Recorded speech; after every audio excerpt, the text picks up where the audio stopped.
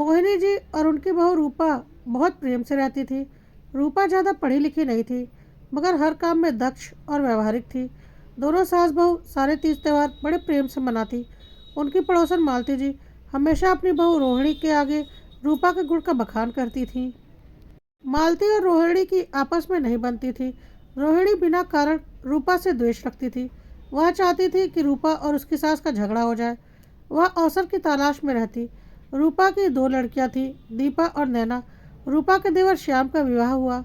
उसकी पत्नी सौम्या पढ़ी लिखी थी और नौकरी करती थी। उसके ससुर दीनानाथ जी ने कह दिया था कि बहू की नौकरी का एक पैसा भी हम घर के खर्चे में नहीं लेंगे। बहू के खर्चे पानी की जिम्मेदारी हमारी है। वह नौकरी करे मगर रूपा के काम में बराबरी से मदद करे। सौम्या संस्कारी लड़की थी। वह सुबह जल्दी उठकर घर का सारा काम करके 10 बजे स्कूल जाती और 5 बजे स्कूल से आने के बाद फिर से काम में लग जाती। एक दिन घर में कथा थी। आसपास की महिलाएं आई थीं। उनके सामने मोहिनी जी सौम्या की तारीफ कर रही थी। रोहिणी को अवसर मिल गया रूपा को पट्टी पढ़ाने का।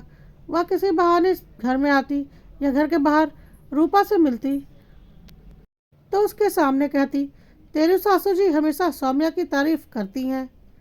देख, तू भी दिन भर घर के कामकाज में खटती रहती है, पर वे अब तेरी तारीफ नहीं करती। वह पढ़ी लिखी है, नौकरी करती है, अच्छा पैसा जमा कर लिया होगा उसने। ऐसा नहीं हो कि वो सास ससुर को पटाकर मकान और जायदाद अपने नाम करवा ले। रूपा, मुझे तेरी चिंता होती है। कहीं उसने ऐसा कर लिया तो तू क्या करेगी? किशोर भाई साहब भी बहुत सीधे हैं। जब बार बार ऐसी बातें सुनती तो उसका मन विचलित होने लगा। वह कच्चे कान की थी। रोहिणी की बातों में आसानी से आ गई। उसे अब बस रोहिणी ही उसकी अपनी सगी लगने लगी थी। उसके बहकावे में आकर रूपा ने घर में झगड़ा करना शुरू कर दिया और अपने हिस्से की मांग करने लगी। किशोर जी ने बहुत समझाया मगर वह नहीं मानी। रोज के कलह से घबराकर घर का बंटवारा हो गया। किशोर की बड़ी बेटी दीपा विवाह के लायक हो गई। किशोर ने अपने पिता से बात की और बोला, पापा, किसी महाजन से शादी के लिए कर्ज लेना है। दीनानाथ जी ने कहा, बेटा, महाजन तो बहुत ब्याज लेगा, उसे चुकाने में कमर टूट जाएगी। सौम्या यह बात सुन रही थी। बोली, भाई साहब, आपको कर्ज लेने की ज़रूरत नहीं है।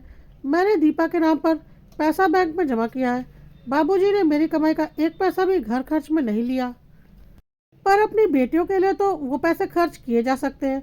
दीपा मेरी भी बेटी है। सौम्या की बात सुनकर दीनानाथ जी और किशोर का चेहरा खिल उठा। उन्हें अपनी बहू की सोच पर बहुत गर्व हो रहा था। सौम्या ने दीपा के नाम जमा किए पैसों की एक एफडी किशोर के हाथ में देते हुए कहा, भाई साहब, यह 1 महीने बाद पक जाएगी। मैंने नैना के नाम से भी पैसे जमा किए हैं। आप मना मत करना भाई साहब, नहीं तो मैं समझूंगी कि दीपा और नैना पर मेरा जरा भी अधिकार आप नहीं समझते। भाई साहब, एक और प्रार्थना थी। हमारे आंगन के बीच में जो दीवार है उसे हटा दीजिए। हम अपनी दीपा का विवाह एक साथ मिलकर बड़ी धूमधाम से करेंगे। किशोर की आंखों में खुशी के आंसू आ गए। वे बोले, सौम्या, तुमने मुझे बहुत बड़े संकट से बचा लिया।